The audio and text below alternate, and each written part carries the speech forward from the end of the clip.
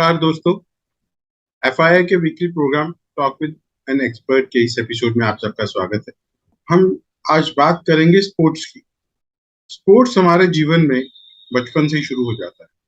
बचपन में जो हम खेल खेलते हैं, कोई क्रिकेट खेलता है, कोई हॉकी खेलता है, बचपन से ही हमें खेलना बहुत पसंद है। और स्पोर्ट्स एक ऐसी एक्टिविटी है जिसे सभी वर्ग के लोग, चाहे वो बच्चे हों, जवान हों, बूढ़े हों या आदमी हो या औरत हो, सभी को खेलना बहुत पसंद है। लेकिन सबके इंटरेस्ट अलग अलग हो सकते हैं, सबकी चॉइसेस अलग अलग हो सकती हैं। किसी को क्रिकेट पसंद है, किसी को फुटबॉल पसंद है, किसी को हॉकी पसंद है, किसी को कबड्डी पसंद है। तो खेल के अलग अलग रूप हैं और वक्त के साथ खेल के तौर तरीकों में भी बदलाव आया। वक्त के साथ खेलने वालों के अंदाज में भी बदलाव आया। एक समय था जब स्पोर्ट्स हमें खेलना पसंद था, हमें देखना पसंद था, लेकिन अगर स्पोर्ट्स में कैरियर की बात करें तो लोग चुप हो जाते थे या नेगेटिव बात करते थे, उसको नेगेटिव लिया जाता था। खैर, वो बात हम आगे करेंगे। आज स्पोर्ट्स में कैरियर अपॉर्चुनिटीज की कोई कमी नहीं है। स्पोर्ट्स इंडस्ट्री दुनिया में, खाली इंडिया में नहीं, दुनिया में फास्टेस्ट ग्रोइंग इंडस्ट्री के रूप में जानी जाती है। और ये बहुत जल्द, सिर्फ इंडिया लेवल की बात करें तो बहुत जल्द ये $1 बिलियन इंडस्ट्री इसको एज्यूम किया जा रहा है। और पहले ऐसा नहीं था। अभी ये बदलाव बहुत सारी अपॉर्चुनिटीज लेकर आया है, प्रोफेशनल अपॉर्चुनिटीज लेकर आया है स्पोर्ट्स में। और इस सब के पीछे दोस्तों कोई भी बदलाव आने में युग लग जाते हैं, लेकिन जब ये वक्त आता है तब सब कुछ पॉजिटिव होता जाता है। जैसे कि हमारे रिस्पेक्टेड प्रधानमंत्री जी स्पोर्ट्स, योगा, हेल्थ, फिटनेस, इस सबको सबसे पहले जोर दे रहे हैं। और जब देश का मुखिया, यानी कि जब जो देश चलाने वाला है, वो हम सबको जो रास्ता दिखाता है, हम लोग उसी और अग्रसर होते हैं और पूरे जज्बे के साथ अग्रसर होते हैं। तो आज स्पोर्ट्स, योगा, हेल्थ को देश की नजर से देखा जाता है। इससे देश के सम्मान को जोड़ा जाता है और इसका रिजल्ट आप सभी देख रहे हैं। स्पोर्ट्स में तो हम सब बात करेंगे ही, लेकिन इसके अलावा अगर मैं बात करूं तो योगा में और आयुर्वेदा में इंटरनेशनल लेवल पे इंडिया की क्या अहमियत है, ये आप सब लोगों से कुछ छुपी नहीं है। और इस सब के पीछे हमारे रिस्पेक्टेड प्रधानमंत्री जी का हाथ है। आज मैं एक और वक्त की याद दिलाना चाहूंगा। याद कीजिए उस मोमेंट को जब नीरज चोपड़ा ने जेवलिन थ्रो में गोल्ड मेडल जीता था ओलंपिक्स में। उस वक्त उनकी जीत से पूरे देश का सम्मान बढ़ा, पूरे देश में उनका सम्मान बढ़ा। और इस सब के अलावा हम सब के दिलों में जो फीलिंग आई वो बयान से बाहर, लेकिन हम सब फील कर सकते हैं वो जज्बे को। एक ऐसी चेतना जगी उससे, एक ऐसा विश्वास जगा।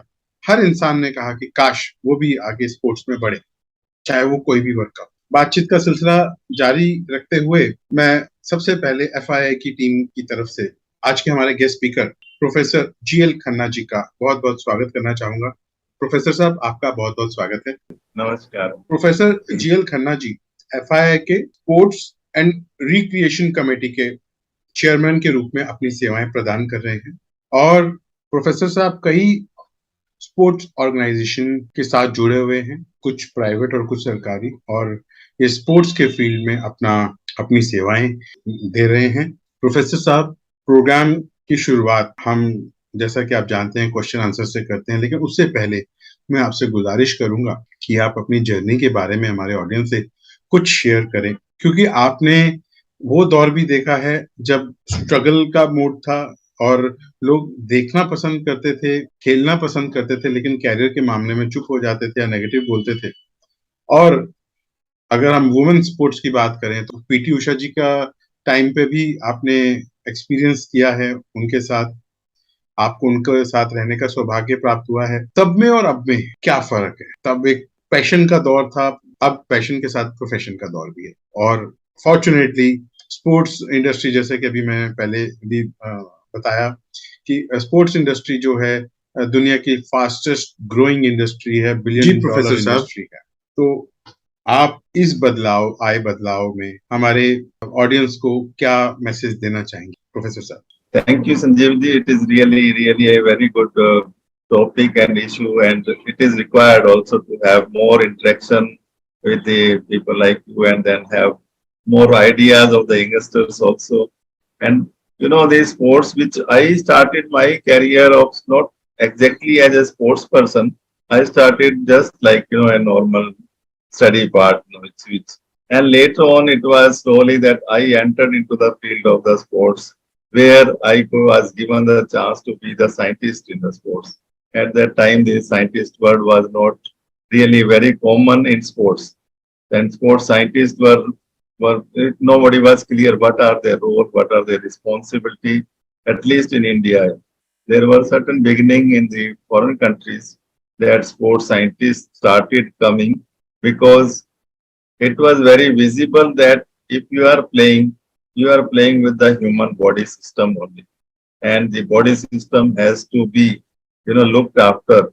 If we are giving them some external load, external work, external stimulation, and whatever it may be, we are actually putting them into practice. We are training the human body, human system to perform kind of number of skills also. The kind of human body which is required to adjust to those situations, to adapt to those situations, and to compete with the very high fit people against us. We need to prepare those human system accordingly.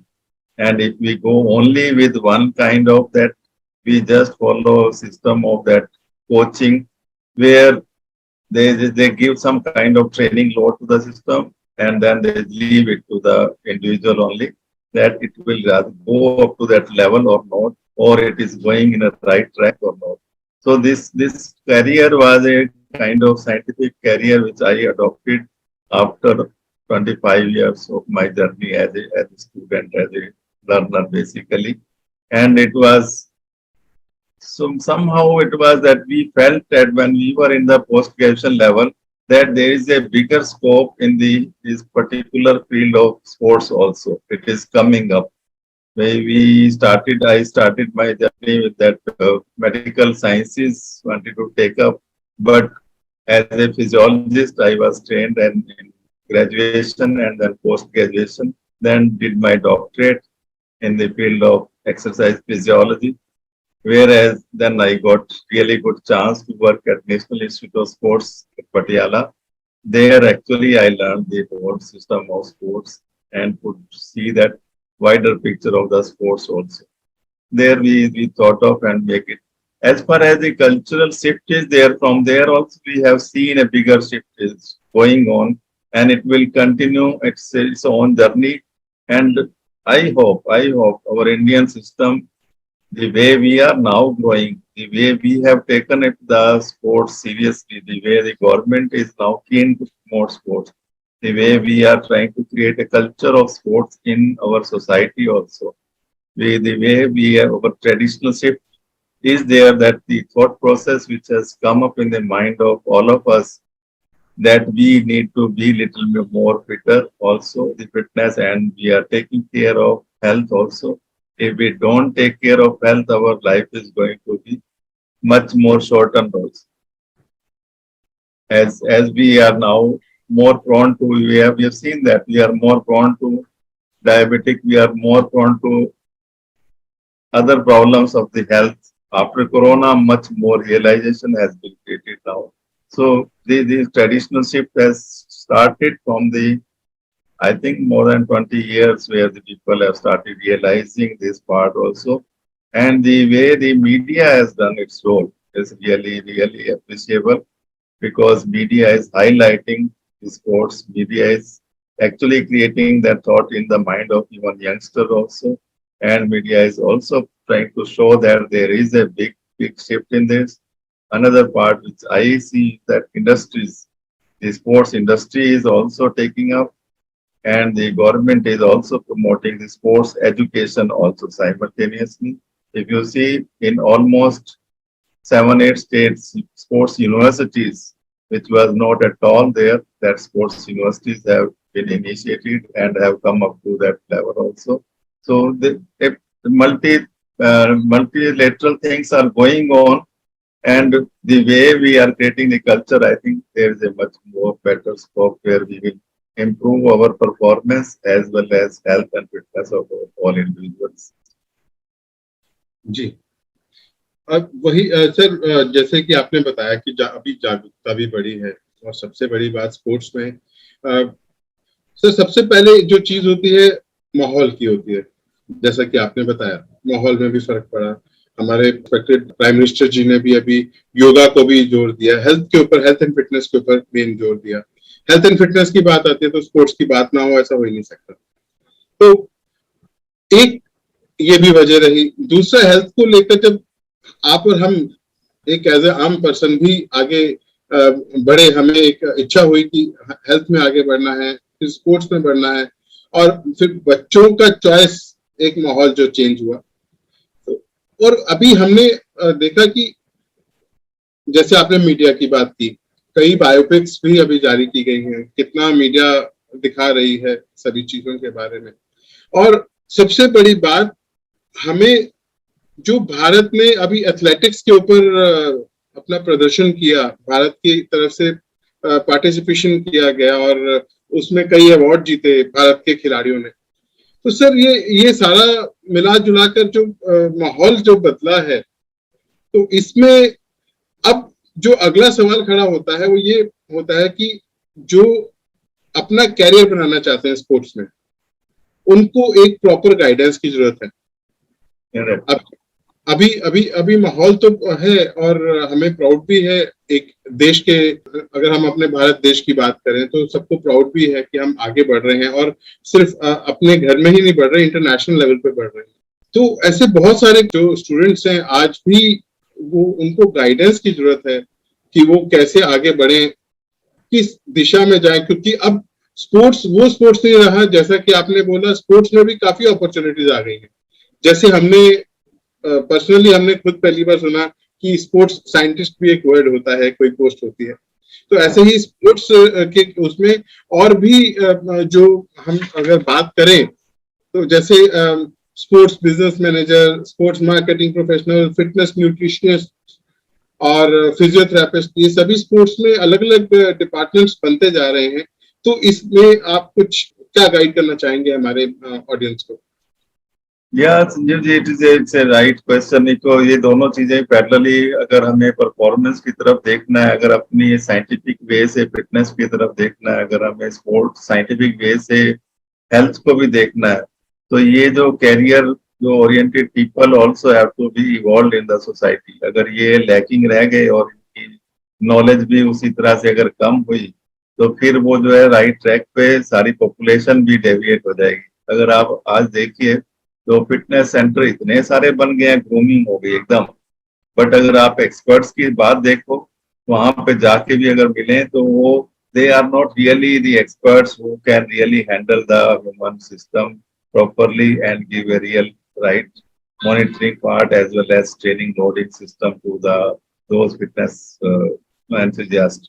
वो अपने आप ही जो हो रहा है चल रहा है सिस्टम के साथ, बट वहां पर भी कुछ ना कुछ हमें एक्सपर्टाइज की जरूरत है। और परफॉर्मेंस अगर हमें लेके आनी है तो वो वहां पर और भी ज्यादा डिफरेंट काइंड के लोग चाहिए, जो उस हाई परफॉर्मेंस को भी समझते हो कि हाई परफॉर्मेंस एक ह्यूमन बीइंग से मैक्सिमाइज कैसे कराया जाए, और आप इंटरनेशनल लेवल से compete कर रहे हो जहाँ पे गोल्ड मेडल का क्वेश्चन है, जहाँ पे 0.1 और 0.0001 मिली सेकेंड भी मैटर करता है। तो वहां पे किस टाइप का एडवांटेज लेकर के हम आगे बढ़ सकते हैं। अगर आप सिनेरियो को और एनालाइज किया जाए और इसको क्रिटिकली अगर देखा जाए, तो एक हाई परफॉर्मेंस स्पोर्ट्स के अराउंड में बहुत सारे प्रोफेशनल चाहिए।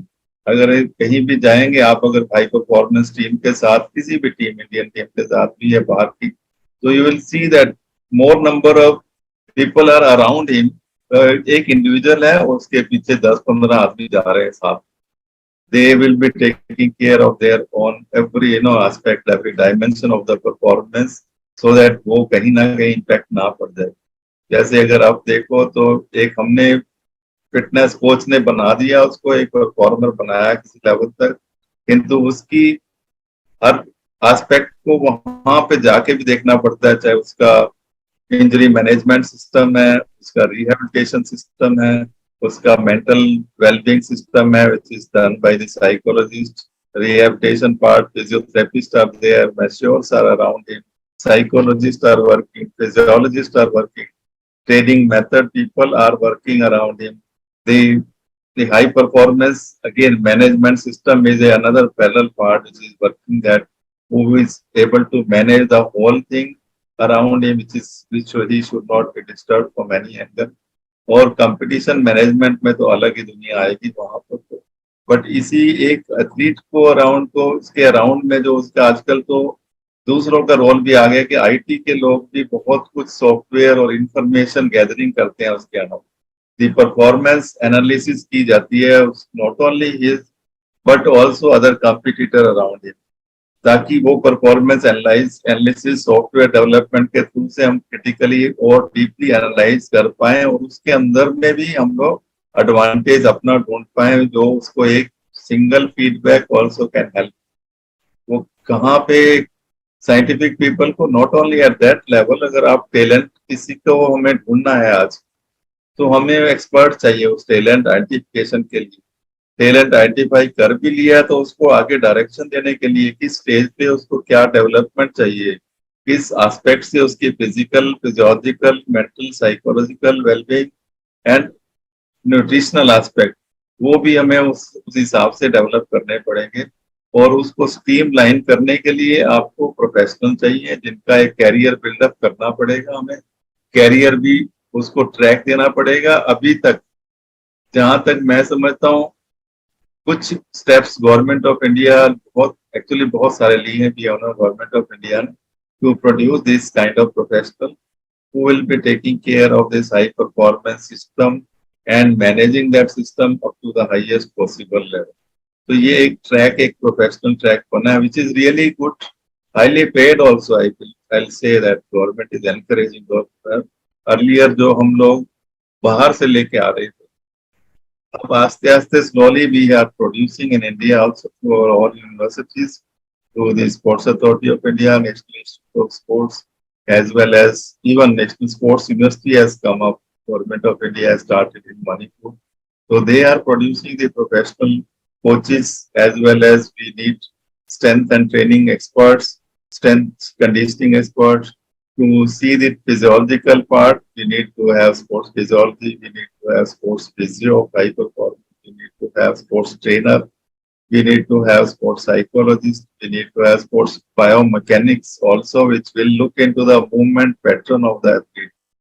Uska jo right angular benefit if we have to see the movement ka, maximize that potential of this, he has to be really trained in that direction also, for which we need to really analyze his all kind of movement, final movement also. Even अगर अभी देखा जाए तो nutrition is playing a very very big role in this performance side also, but उसके लिए specific nutritionist चाहिए। It will not be possible कि अगर हम लोग किसी भी न्यूट्रिशनिस्ट को बोलें कि आप इनकी डाइट चार्ट बना दीजिए, वो थोड़ा सा कहीं ना कहीं गैप रहने के चांसेस होते हैं, because the expert also has to be very very specialized. He must understand the demand of that particular into the sports as well as of that individually, and not only with, and he has to also integrate the whole system of his through physio fitness level, through the biomechanical level, through his physical level, and the coaches which training the system which he is undergoing at different phases also he has to understand. So वो specific nutritionist भी create कर रहे हैं अभी, और performance manager, performance analyst also are being created now in the system. So कुछ हद तक काम हो रहा है इसके अंदर में. Professionals have got really very good scope now. और जो पहले लगता था स्पोर्ट्स पर्सन बनने के बाद मैं क्या करूँगा, वो कहीं ना कहीं गवर्नमेंट जॉब मिल जाएगी, inspector, police, army were supporting, railways were supporting for their own profession.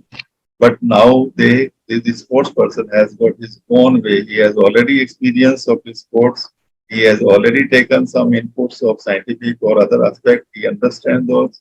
And if he goes into that career, I think he will become the best professional and will be able to support this ecosystem of sports performance also. Sir मेरा next question आपसे ये है कि अभी discussion करते time we were talking about, आपने PT Usha ji का discussion थोड़ा सा छेड़ा उनकी ट्रेनिंग के बारे में. तो we are all keen to know कि उनकी ट्रेनिंग कैसे होती थी, how did she become the inspiration for young, for all of us Indians, I mean. उनकी ट्रेनिंग आप again can you repeat the question? Sorry. So my question is कि PT Usha ji की training कैसे होती थी, क्या वो खाती थी, किस तरीके से उनका ट्रेनिंग रिजीम होता था, and how many people were behind in the team working for her उनकी ट्रेनिंग के लिए. उनकी ट्रेनिंग की हिस्ट्री तो अलग ही हिस्ट्री है actually. She has grown up from the very beginning with some coaches, with some trainers, with some physical education teachers. वो शायद कहीं ना कहीं पे इतना मैं डेप्थ में नहीं गया हूँ, बट जब वो कैंप्स में आते थे तो definitely there were certain things which parameters जो कंट्रोल किए जाते थे. वो था कि कुछ डाइटरी पार्ट पर, कुछ उनकी फिटनेस कंपोनेंट के ऊपर, because the sports authority of India NIS Patiala के जो कुछ रेगुलेटरी नॉर्म्स के अंडर में they have to undergo some blood test, physical test, physiological fitness की असेसमेंट. उसके बेस पे फिर थोड़ा डिस्कशन करते थे साइंटिस्ट से, और डिस्कशन करके सर्टेन लेवल पर आगे वो एक ट्रेनिंग को, लोडिंग को फिक्स करते थे वहां. तो वो जो कुछ लोग बाहर से भी थे, कुछ अंदर से भी थे एट द नहीं पटियाला लेवल. बट नाम्बियार साहब उनके coach, he himself was a great personality, and वो बहुत ही इन चीजों को बड़े एक्सपीरियंस्ड वे से ही अपना इवेल्युएट करके आगे उस चीज को बढ़ाते थे. तो ये उस टाइम का बात तो अलग था. 82 was just the beginning of scientific era. उससे पहले जो था इतना था नहीं. तो बैकअप सपोर्ट शायद कहीं ना कहीं हमारे जो ऐसे अच्छे एथलीट्स रहे हैं, परफॉर्मर्स रहे हैं, उनको और कहीं इस टाइम का जो बैकअप मिल रहा है वो उस टाइम मिला होता तो they would have really perform very high. Achievement would have come different level पर भी. बट फिर भी जो भी बेस्ट पॉसिबल था, we used to help her in different ways. But otherwise coach was the dominant. He was used to have that. But यहाँ पर एक और, जो जब कैंप्स के अंदर में आ जाते थे तो वहां पे उनको फिजियोथेरेपी की, मसाज की, मेडिकल की, साइंसिस की, स्पोर्ट्स साइंस की अवेलेबिलिटी थी, और न्यूट्रिशनल भी रिक्वायरमेंट भी उनकी अकॉर्डिंगली प्लान कर लेते थे. एंड उनकी जो ट्रेनिंग लोड के हिसाब से भी थोड़ा डिस्कशन करके वो लोग प्लान करते थे वहाँ. तो that is the advantage to them, because most important is to keep such higher athlete injury free and managing their whole day to day, कि ऐसा सिचुएशन करें कि they are free of all this problems. At least health wise they are taken up in very seriously and given that whole eco environment according. Sir, जिस तरीके से science आप describe करते हैं कि what all goes behind in making a great athlete,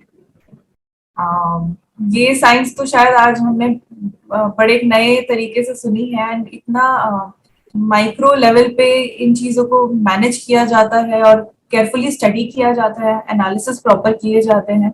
this is all I think new, very new to us. I did read about it somewhere, but it is done to such an extent, and as rightly said by you, ये शायद हमारे पहले के athletes को, scientific era से पहले के athletes को शायद ये सपोर्ट मिला होता तो India would have first done these wonders back in the day. Yes, yeah, because you know जो रेस जो चल रही है इंटरनेशनल लेवल पर, now somehow it is visible, very visible, that this race has become not only between the athlete. It has been, now this race has gone up to the scientific level, not one scientist or two scientists. It is the whole different field के scientists, they have to join together to give that advantage of that competitive advantage to the individual. वो अगर वो वाला create नहीं हुआ हमारे atmosphere में, हमारे इस स्ट्रक्चर के अंदर में, तो somewhere again possibly we not be able to maintain that race pace जो है. और अभी भी मुझे लगता है कि we really have to pick up. अभी पिकअप उस हिसाब से, उस टेम्पो से, उस लेवल का होना बाकी है. आप तो साइंटिफिक पार्ट से आई हुई, और उसमें आपको भी पता होगा कि अगर हम लोग कहीं ना कहीं पे डेप्थ ऑफ दिस रिसर्च अगर नहीं गए इस लेवल पर आने के बाद, तो फिर हम फिर पीछे रह जाएंगे. हम सिर्फ फॉलो अप करने वाले हैं. व्हेन वी गेट इंफॉर्मेशन कि ये होना चाहिए, ऐसा हो रहा है बाहर वर्ल्ड में, तो हमने भी ऐसा कुछ करना है. we are making beginning at that time when they have already achieved that level of going into the depth of the thing. हम वहां से पकड़ के फिर आगे बढ़ना चाहते हैं. So already we are late, I think 10 years, 15 years from there. इसको हमें गैप को कम करना पड़ेगा. It is of course evident. It is the gap is there, but पहले के performances से जिस तरीके से चीजें थोड़ी पिकअप हुई हैं, there is some improvement as well in terms of awareness, be it through media or be it through a changing dynamics in the sports sector. Government का इसमें कैसा role रहा है? How is the government in today's time pushing for establishing India on the map when it comes to sports? मुझे लग रहा है government is now after this change of government, जब से हम लोगों के यहाँ पे मोदी जी ने इनिशिएटिव काफी लिए उन्होंने, जब ओलंपिक्स का आज से 10 साल पहले जो हुई थी उसमें हमारी performance was not up to that mark. At that time he thought of in a big way and he created Prime Minister Olympic Task Force. So, which that task force has gone into the depth and minutely from various angles, starting from creating the culture of sports to up to that micro level of scientific development in the field of sports, and how the whole sports has to be athletic centric. The athlete has to be in the centric figure, and the coach has to surround him. All of us around that, the whole society, they have to really give him the support system and the management system of, as per his requirement, individual's requirement. I hope then only things can change. That one was the basic issue there. And the small component which were taken up, the government has initiated everything and has gone in a very big way. They have thought of a big thing.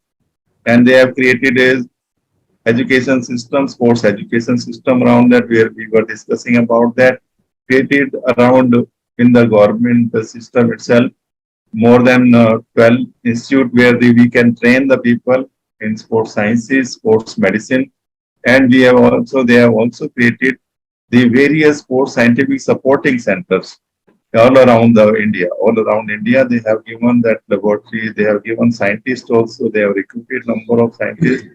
They have created center of excellence in the sports field. The government has created a wider picture through their federations also. They are also creating the structure that they should also provide the scientific and managerial, the systematic management of the whole system. So other efforts are also ongoing.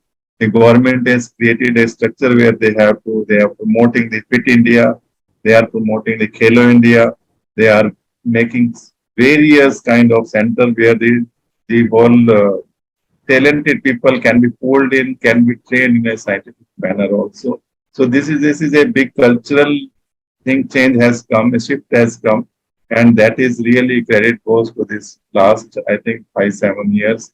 Things are really very speedy, very high speed rate changing also, and we can see the outcome also. So I think a big level of inspiration and motivation to such a movement comes from when it comes from the mouths of the senior leadership who run the country. When they are pushing such initiatives, तो एक younger generation भी जब ये बदलाव देखती है और उस बात की बहुत credibility build होती है कि it's coming from the PM's mouth. These initiatives are run by the government of India. So cultural shift की जब हम बात करते हैं, पर्सपेक्टिव शिफ्ट की जो हम बात करते हैं, ये काफी बड़ा रोल प्ले करते हैं इसमें. डेफिनेटली the गवर्नमेंट अगर वो सपोर्ट करे सिस्टम को, और गवर्नमेंट अगर इनिशिएट करे top down and the bottom up, both way it is working now. People from the other part of the field also, the public, the schools, the college, the universities, the rural areas, everybody is now supporting that system so that we create that culture of sports in India, and that's how our outcome will be possible.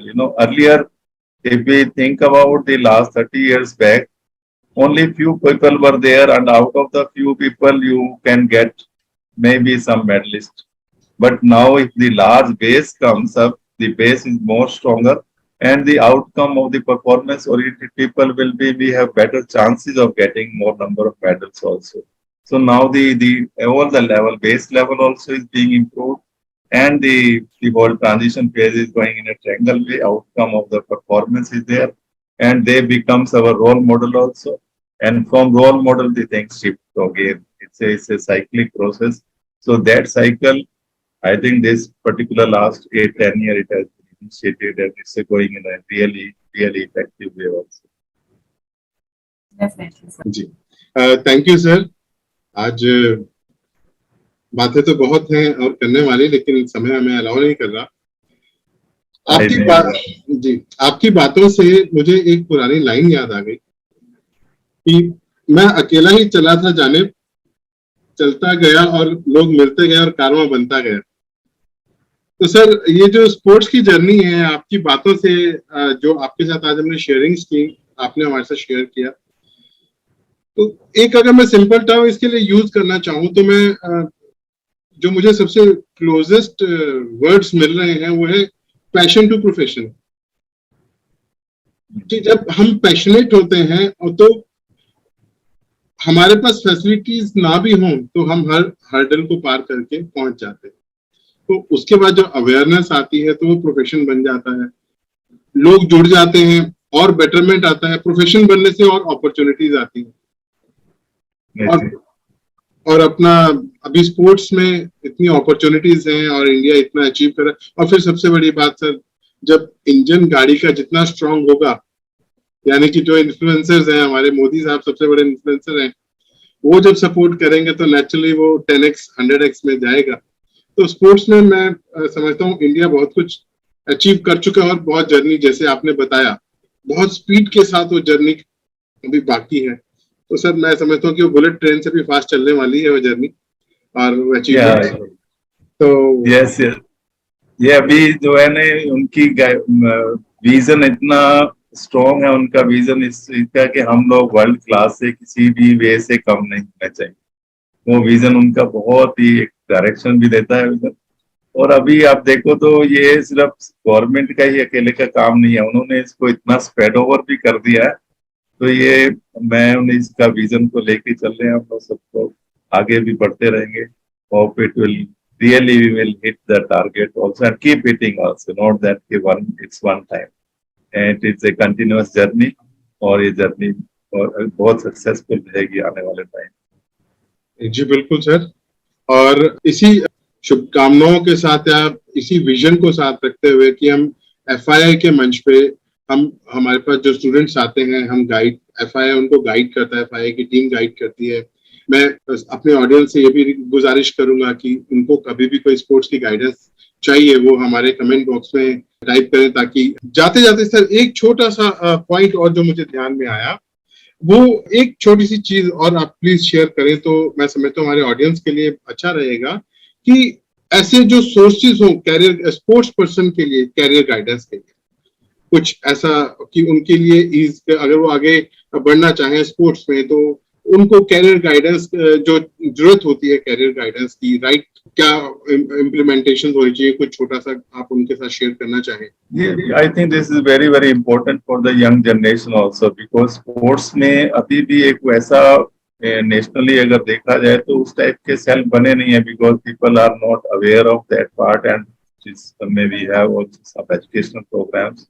और अभी मैं क्योंकि FII मंच से भी जुड़ा हुआ हूँ, वो कुछ भी किसी की भी क्वारी हो इस टाइप की, we will be able to support them, that which is where they can get connected, which universities are having different kind of course, which course will suit them also, which course will give them the better career option as per their demand, as per their interest also as well.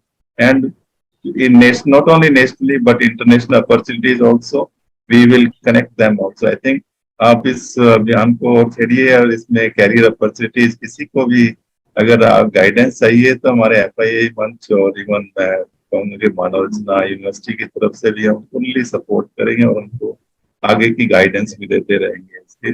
और not only me, maybe we have a wider field also कि हमारे और भी connected लोगों से भी connect कर पाएंगे जो डिफरेंट फील्ड में एक्सपर्टाइज कर रहे हैं और अभी भी presently working with national international teams के साथ भी।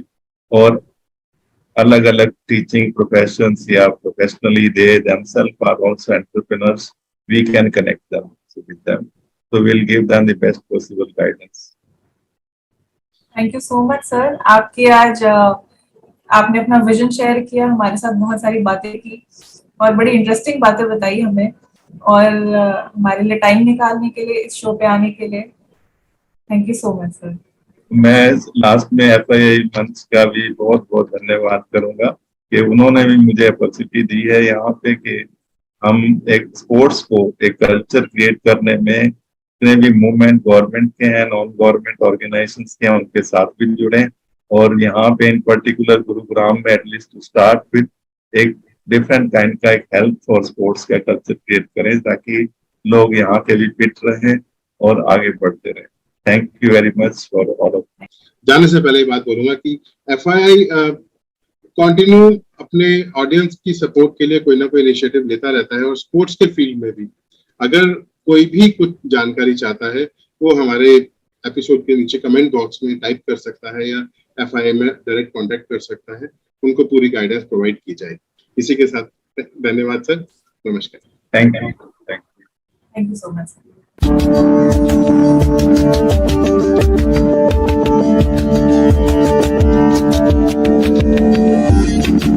Thank you.